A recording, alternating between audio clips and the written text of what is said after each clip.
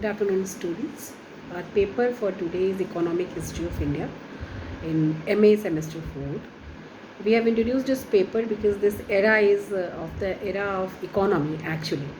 So how to grow economy and what was our history concerned with economy. This paper will reveal all such things to you, and as you are the students of history, you should know about all sort of histories in India or in world, like business history और commerce history. Commerce के लिए भी बहुत सारी ऐसी चीज़ें होती हैं जिनके इतिहास के बारे में आपको पता होना चाहिए. तो इकोनॉमिक हिस्ट्री इस बार जो ये पेपर आपको इंट्रोड्यूस किया है वो इंडियन इकोनॉमी को और अच्छे से समझने के लिए, इतिहास में या बीते ज़माने में किस प्रकार से हमारे यहाँ बिजनेस होता था, किस प्रकार से हमारा आर्थिक विकास हुआ, किस तरह से हमारे आर्थिक इतिहास में सुधार हुआ, या किस प्रकार से हमारे पूर्वजों ने एक अच्छा आर्थिक भारत खड़ा किया होगा, उसके विषय में इसमें जानकारी आपको मिलेगी. इंट्रोडक्टरी क्लास में मैं आज आपको बताना चाहूँगी कि हिस्ट्री के इस पेपर में इकोनॉमी किस प्रकार से शुरू हुई और किस एरा से स्टार्ट हुई. So I'll start with the introduction. Listen very carefully, and where you want to ask something, you are most welcome. After class, we'll take some questions also.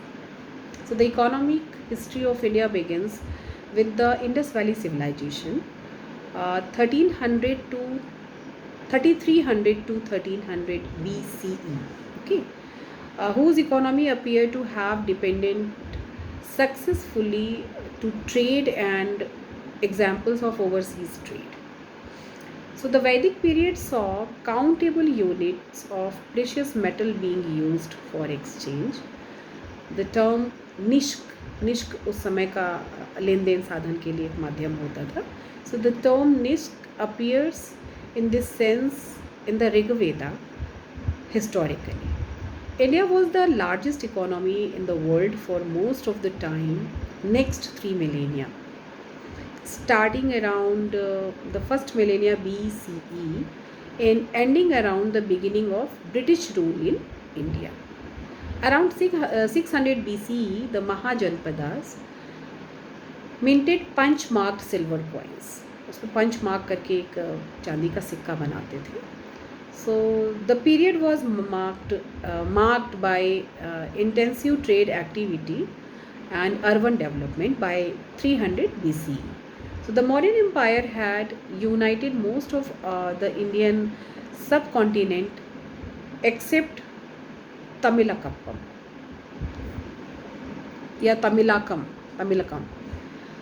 which was ruled by 3 crowned kings. The resulting political unity and military security allowed for a common economic system and enhanced trade and commerce with increased agricultural productivity. Okay. So the Mauryan Empire was followed by classical and early medieval kingdoms, including the Chol, Pandyas, Cher, and Guptas, Western Ganges, Harsh, Pallavas, Rashtrakutas and Hoysals. These were all the छोटे छोटे से उस वक्त के लोग शासक राज्य करते थे. तो ये छोटे छोटे लोगों के बीच में आपस में किस तरीके से मौर्यन लोगों ने अपने आर्थिक संबंध बनाए थे व्यापार के लिए, वो ये सारे लोगों के साथ उनके एक चेन वर्क था पूरी तरीके से. ठीक है, जिस तरीके से व्यापार हुआ करते थे उस ज़माने में. So the Indian subcontinent had the largest economy of any region in the world for most the interval between the 1st century and 18th century up until 1000 CE, and its GDP per capita was not much higher than subcontinent's level. Okay, so India experienced per capita GDP growth in the high medieval era. You can understand medieval era एक revolutionary era रहा जिसमें बहुत सारी industries ने जन्म लिया. उस ज़माने में मध्यकालीन भारत में कई तरीके के व्यापार थे जिनमें, और उस समय का रेवेन्यू सिस्टम भी बहुत अच्छा था जिसकी वजह से आर्थिक जो प्रगति थी वो बहुत अच्छी थी. ठीक है. सो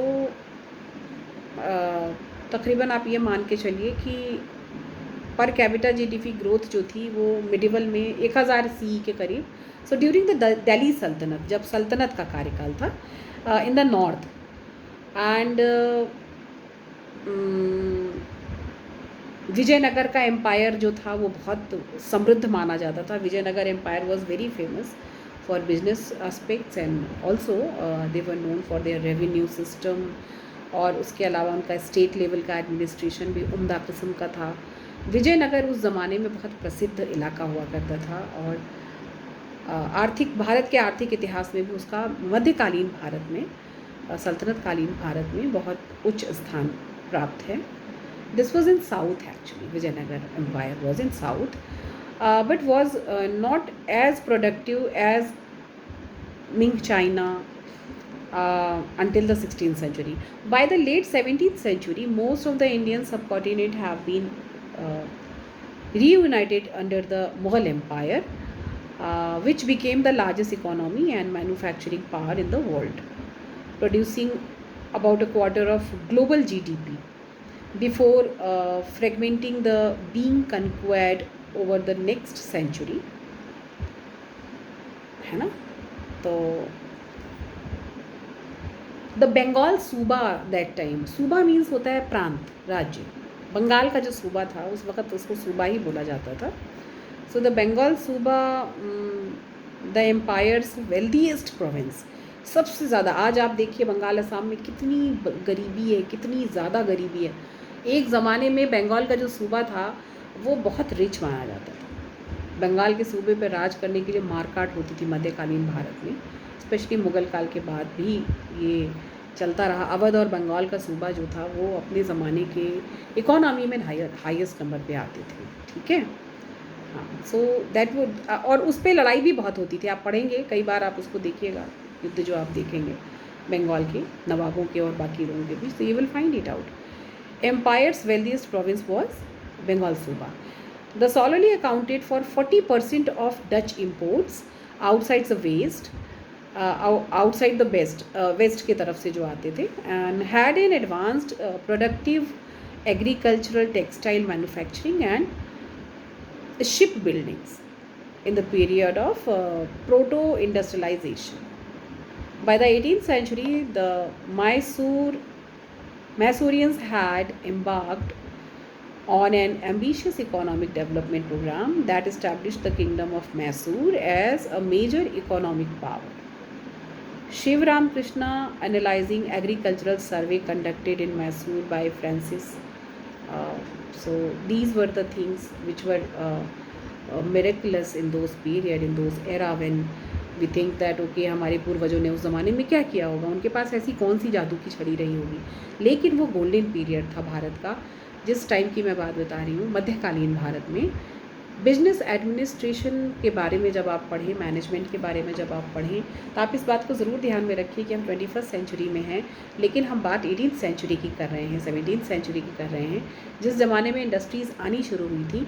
और उस समय बंगाल और अवध जैसे सूबे थे जो बहुत रिच थे, बहुत धनी थे. तो भारत के इकोनॉमिक का जो इतिहास है वो बहुत पुराना है.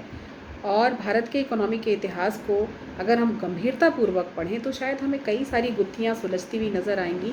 अगर आज की इकोनॉमी में हम कहीं थोड़ा सा भी इधर उधर हो रहे हैं तो शायद हम इतिहास के पन्नों को पलट के उस ज़माने को पढ़ के कुछ नया कर सकते हैं. Thank you. अगले चैप्टर में हम अगली क्लास में बात करेंगे इकोनॉमिक हिस्ट्री में मिडिवल इंडिया में किस प्रकार से इकोनॉमिक को संभाला गया, उसका विकास किया गया और किन नए प्रयोगों के द्वारा मध्यकालीन भारत इतना समृद्ध रहा. Thank you so much.